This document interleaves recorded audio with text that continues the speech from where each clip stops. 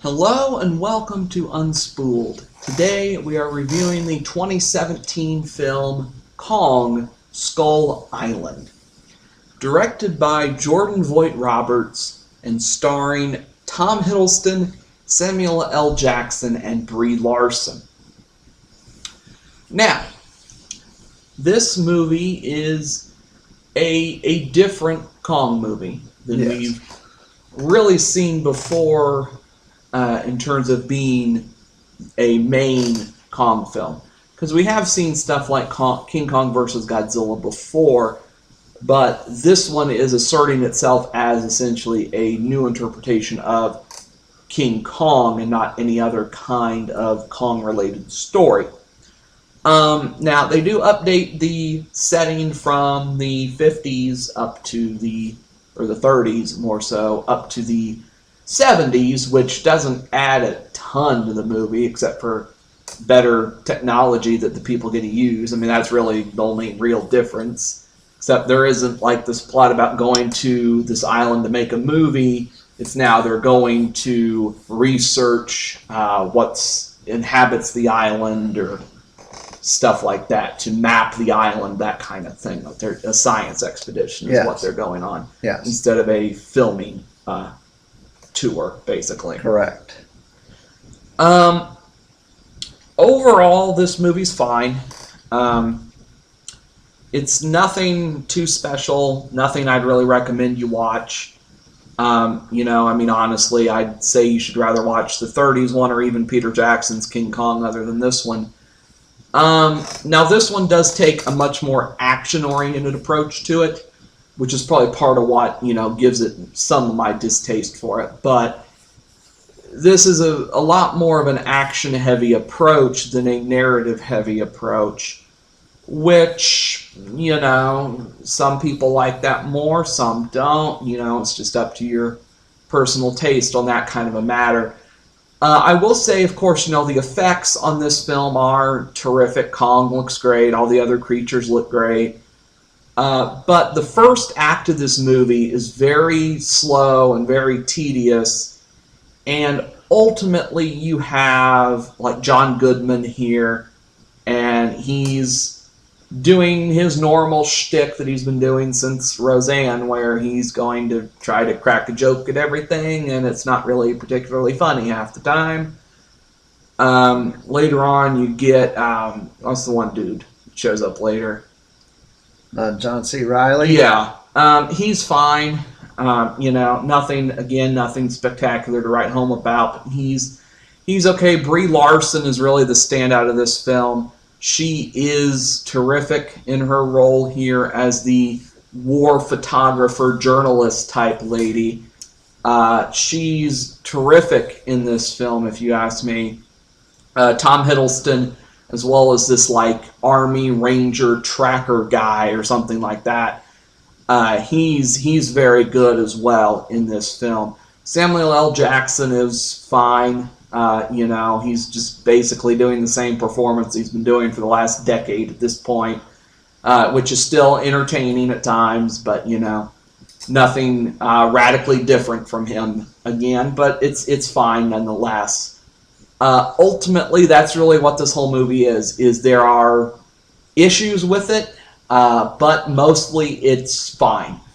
The second act of the movie, which is when they finally get to the island, it's no longer slow and tedious. It's insanely fast-paced and is a bit overpaced at times. So overall, this film is fine from a narrative standpoint and is fine on an acting standpoint. There's nothing really wrong from a filmmaking standpoint or anything like that with this movie. No big flaws on that standpoint.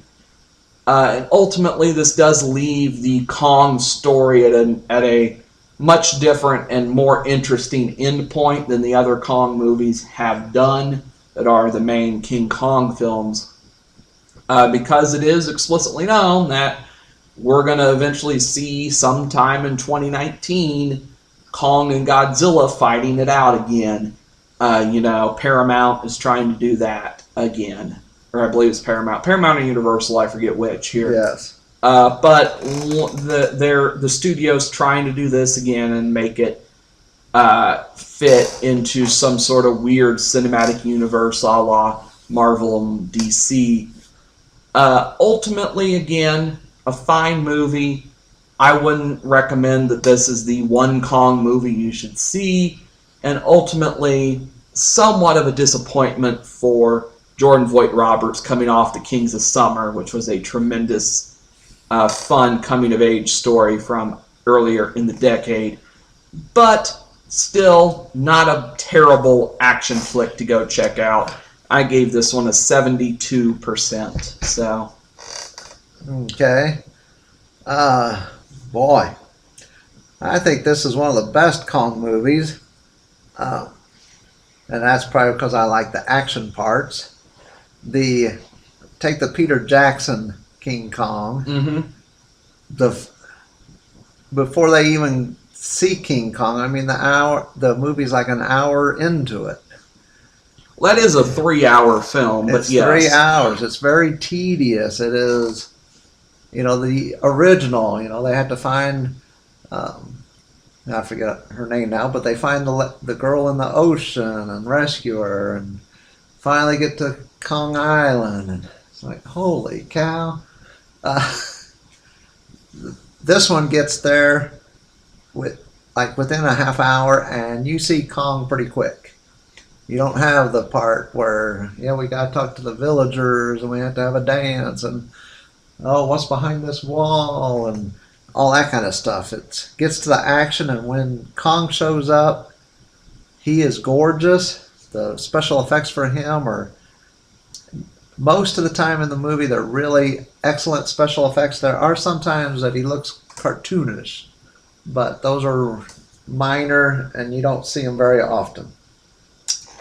The movie supposedly takes place in 1973, and it shows, there's things from that era. It shows close-ups of them, so you get vinyl record players and rotary phones, and they make sure they show close-ups of these so you know you're not in 2017. Although those things are around. They're now, around, but right. The movie is a bit over the top with the action, but I like that, so I'm not going to downgrade it too much for that. And there are monsters galore, though Kong does kill most of them. The soundtrack is great. The soundtrack is, that is an awesome soundtrack. There's many funny things that probably, for an old person like me, is funny. But for young people, they probably don't get the jokes, and it doesn't come across well for them. One of these is, there's a Richard Nixon bobblehead doll.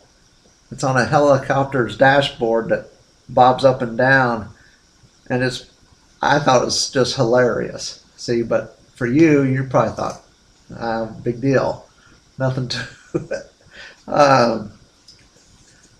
John C. Reilly, he's a person who's been stranded on the island for 28 years.